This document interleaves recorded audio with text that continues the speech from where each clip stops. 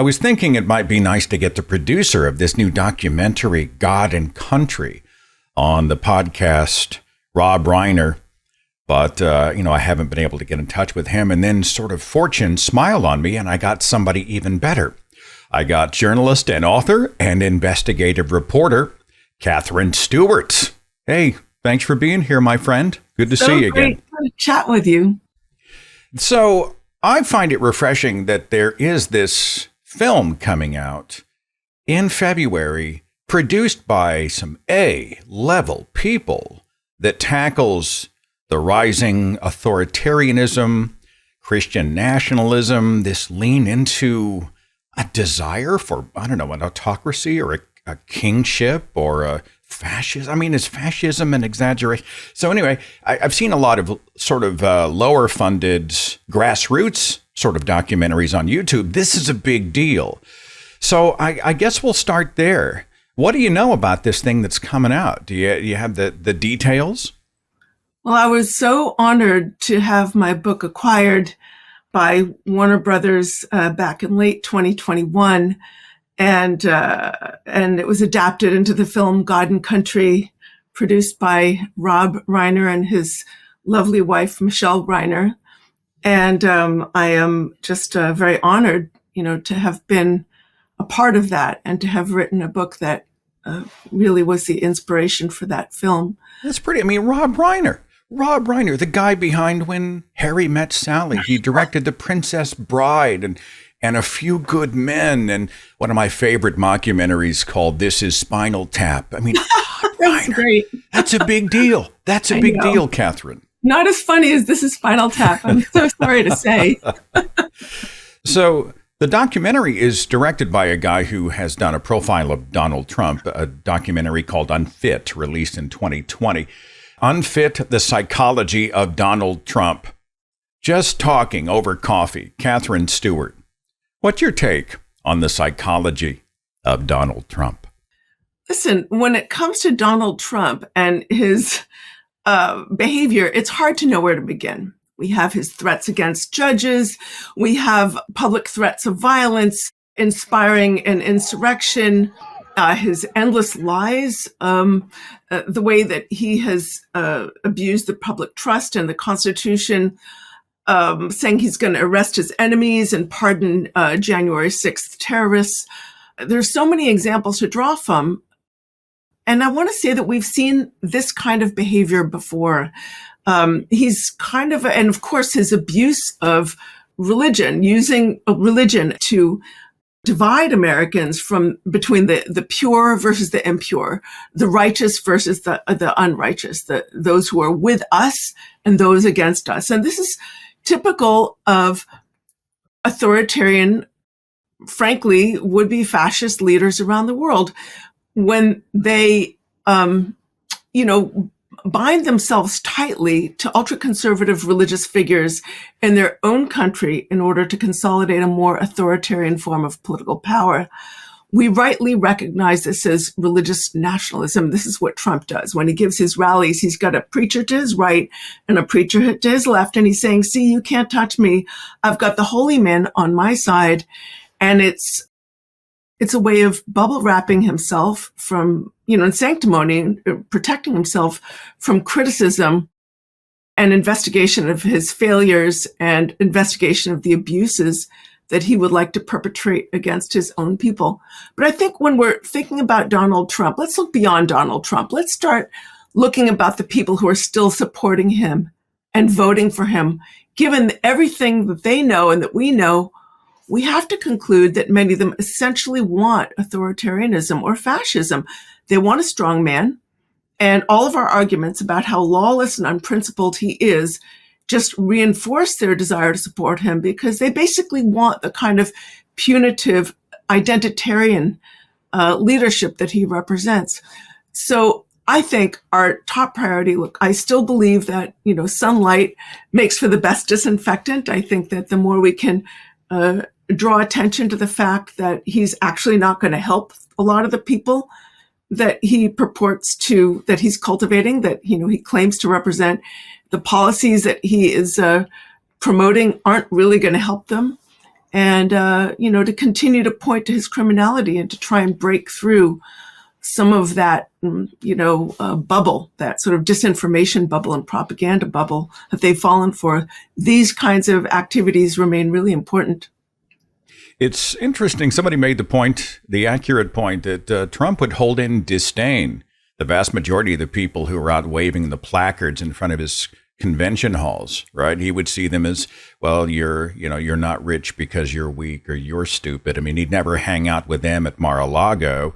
And somehow they're just so allegiant to this man, this savior figure. I think fundamentalist religious people lean into savior figures. I think they're often primed. I was, right? God's proxy should not be questioned. And there are others I know who have that Jesus is a Republican kind of thing. Jesus was a free market capitalist Republican. So Trump can be awful. He can cheat college kids with a fake university and steal from a children's charity, and he can grab women wherever he wants, and he can take the Lord's name in vain and take vengeance. He can be all these things, but at least he's not a Democrat. You run into some of this, Katherine? Yeah, it points to this great irony about the movement, which is that a lot of the people who support him do not grasp the fact that he is driving support for policies that are actually going to hurt people in their demographic and not help them. And I think that, let's be clear, he is more popular among sort of, I would say, non-college educated voters, people who the knowledge economy has often left behind. I think for many of these people, they have legitimate grievances, but he weaponizes those grievances, and he's not working toward real solutions. Over the past decades, we've had grotesque levels of wealth inequality. Now, this is not, like back in the 1950s, we had a capitalist economy and we had progressive taxation, and we didn't have the sort of grotesque levels of inequality that we have today. People at the very top today, the top 0.1% or 1% are doing very well indeed. Their wealth, proportionally speaking, has ballooned, and people in the bottom 90% are struggling harder and harder just to, they're falling behind. But he's not promoting policies that are going to help those folks, even though those tend to be the folks who are drawn to him. These are folks who don't have the money, for instance, to send their children to private schools, but his policies are degrading public education and weakening them. His policies are weakening the rights of the workforce, weakening labor unions, weakening, fair practices and fair wages for most working people. He hands off large sectors of the public treasury to his cronies.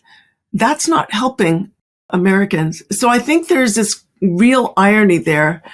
And I think that irony can be sort of highlighted more and help people to understand what's actually going to help them. I'm going to come back to the documentary, the original reason I reached out to you. But let's talk about the money. I know with the Power Worshippers, the book that you have written, and you're working on a new one I'm going to speak about. Money, big money players. I mean, the Koch brothers, etc. Can you tell me at least a little bit of what you've learned about some of the big money players behind this push? So much. I mean, the movement would be nowhere without these incredibly deep-pocketed funders, so many of whom I discuss in my book, The Power Worshippers, many others who I discuss in my forthcoming book, which is it's coming out either late this year or early next and does not yet have a title. But one thing that I have learned about them is a lot of them are as committed, if not more committed, to far-right economic policies, sort of a free market fundamentalism, than they are to right-wing positions in the so-called culture wars. They effectively see the culture war issues like same-sex marriage or abortion or what they call woke, DEI, whatever. They see it as a sort of shiny bauble to dangle in front of the ordinary rank and file And their identity issues, right? They talk about identity and they get people, they get people's feelings all riled up. So they dangle these issues and get people to vote on those issues. And meanwhile, they're driving support for politicians whose policies are actually making it so much harder for most American families to succeed. So the Supreme Court, you've been sort of ringing the bell, sounding the alarm, pounding the drum. I'm looking for a way to say that, about Leonard Leo. Can you, as best you can, sum up what that's about? Religious right has been investing. This is one of the reasons they're so successful today. They're very long range in their thinking.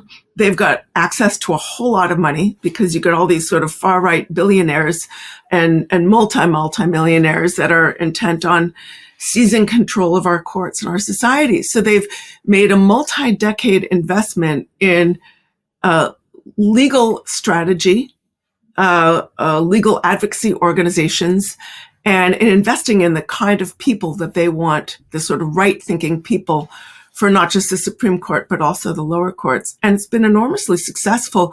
The Federalist Society, the Alliance Defending Freedom, Judicial Watch, there are just Pacific Justice Institute, Liberty Counsel. There are all these different organizations that collaborate on a sort of far-right project. They really have become, they know that the policies that they want would actually be unpopular if you put it to the people. Like, for instance, most Americans, including a majority of Republicans, approve of abortion, reproductive rights, at least in some form.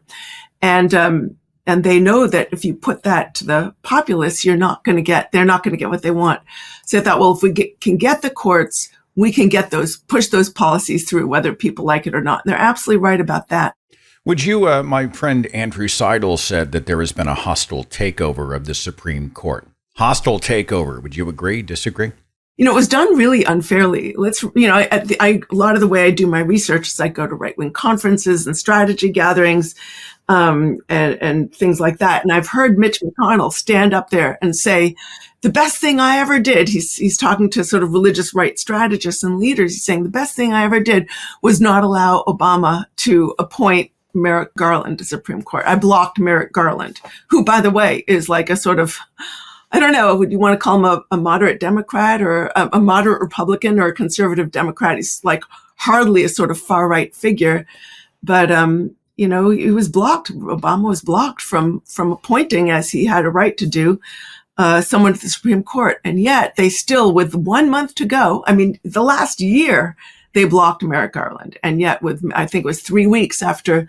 At the last 3 weeks of the Trump administration, or perhaps the last month, they sort of forced through Amy Coney Barrett. So you can see there's an extraordinary double standard in the way the right acts. It's like they can do whatever they want, and yet when anyone to the left of them follows the rules or attempts to follow the rules, they're really blocked from doing what they should be allowed to do. Oh, Katherine, I'm trying to picture you in the audience at one of these conferences. And I'm struck by, it's really ingenious phrasing. How many of these organizations and conferences, right? Liberty, freedom, you mentioned federal, I'll throw that in there.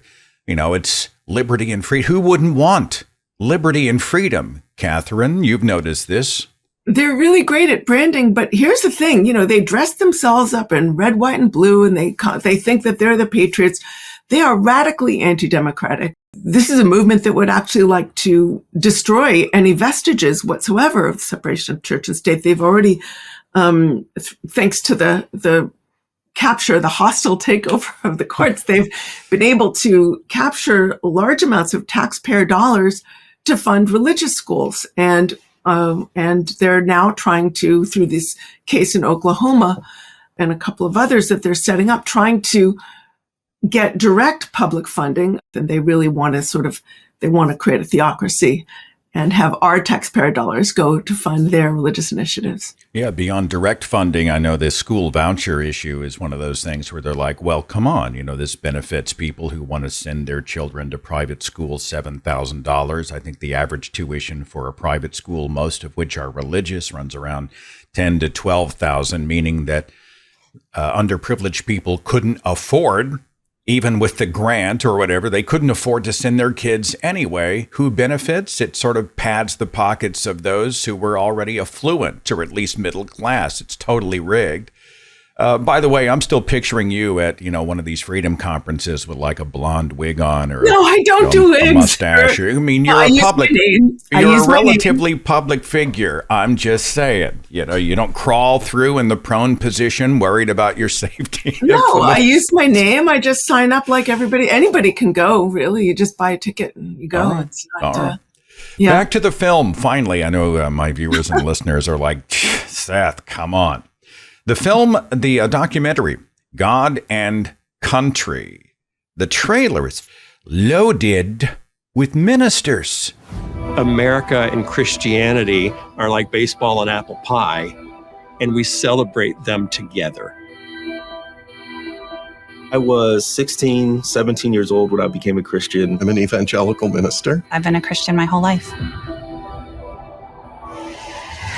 I'm a Christian nationalist. I have nothing to be ashamed of because that's what most Americans are.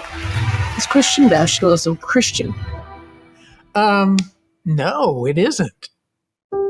We should be blazing forth as a countercultural example, and instead, we're leading the charge of malice and division. Christian nationalism uses Christianity as a means to an end, that end being some form of authoritarianism. Being a Christian is about the values of inclusion. Christian nationalism is certainly not based on the values of the gospel. God wants America to be saved. They're told over and over and over again that you're in danger. You need to fight if you don't want to lose your country. We are in a civil war between good and evil. This is not a movement about Christian values. This is about Christian power. What happens to the people who don't believe this stuff? We are on the precipice. God is on our side. We're taking our nation back. The thing that keeps me up at night is that we lose democracy. Does that seem possible? Yes.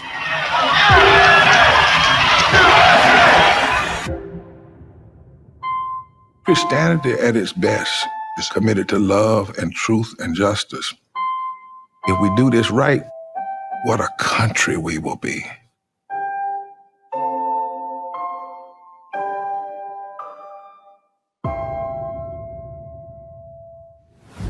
There are many American Christians that are talking about people like, I'll just name some groups. I mean, Vote Common Good. You have William Barber and Lucio Harris's Moral Mondays movement. You have groups like Faithful America, Christians against Christian nationalism, that are standing up and saying, this is an exploitation of our faith. This is Christianity. But let's be clear. This is not a dispute about theology. This is really an organized political movement that's setting itself against democracy itself. We've got two different versions of the Christian God. I'm not going to get too much into theology, right? But, the progressive, egalitarian, humanist, state church separation, constitutional Christian, they really are pitching that,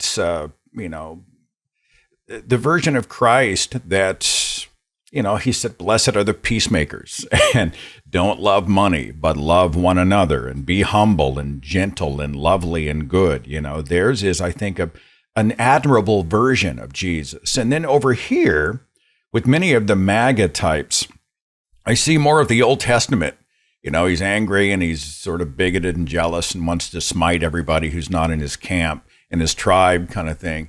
I don't know. Do you want to speak just personally to sort of your take on these different flavors of the Christian religion when it comes to Christian nationalism? Every religion really is quite diverse, of any size, is incredibly diverse. And the irony here is many people will read the same texts and come up with completely different interpretations of it. And I wouldn't say that one version is correct over another because there are just different versions of. Oh, I would. Of what, I'm sorry, well, that's a whole other interview. I'm an investigative reporter, not a theologian. Yeah. Go ahead. What I will say is, we're facing the anti-democratic reaction is not just about is not a dispute over theology. And I don't think sort of the right kind of religion is going to solve the challenge, because it's a political conflict, not a conflict over whose interpretation of the Bible is correct. Religious right leaders collaborate or work in collaboration with many people who are not motivated by religion at all, as we've seen from a lot of them. Like, look, Leonard Leo is, getting all this money to play with, $1.6 billion, thanks to Barry Side. Barry Side is not Christian. I'm not sure how religious he is. I believe he has a Jewish upbringing, but I think his real religion, as it were, is, I don't know, the idea that free markets are going to solve all of our problems. Again, like, do you ever see those cat toys? It's sort of, it's like a red laser toy that you sort of direct to the ground and the cat sort of jumps at it or something like that. I think a lot of times the culture wars, which is where some of the sort of religious nationalist messaging is directed toward, sort of amplifying those culture wars. Those culture wars are like the cat toy. They get people really distracted, and they're looking at this and they're just not seeing the bigger picture. So this is a conversation you and I should probably have in over a kitchen table, but we have, the Bible in its literal form is a dominionist book. Genesis starts with, and God blessed them, and God said unto them, be fruitful and multiply and replenish the earth and subdue it, and have dominion over the fish of the sea and over the fowl of the air and over every living thing that moveth upon the earth. So this is pretty solid ammunition for the weapons of Christian nationalism.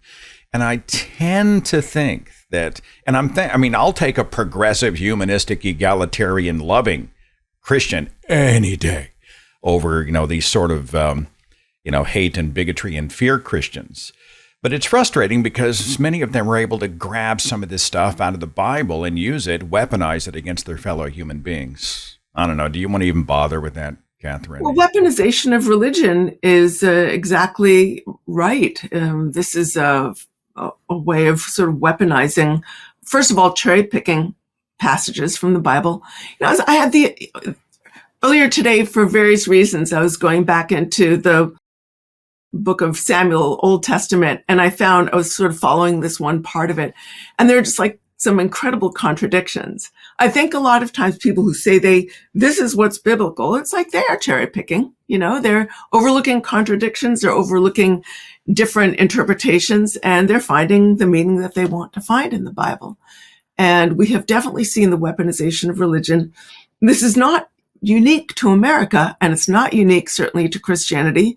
When authoritarian leaders all over the world want to sort of consolidate that authoritarian rule, they will often ally themselves with these ultra-conservative religious figures, as we discussed earlier. We've seen it in Turkey. We've seen it in Iran. We've seen it to some degree, in some ways, in India. We've seen it. Religious nationalism is not unique to America, and it's certainly not unique to Christianity. It is a pretty reliable tool in the authoritarian toolbox. I've become, I've expanded my tent. I've gone through an enlightenment, Katherine, where I used to speak in these very broad, overly simplistic, sometimes dehumanizing terms about religious people, even though I was one. I was kind of, I didn't feel like anybody who was a Christian could be on my side in a meaningful way.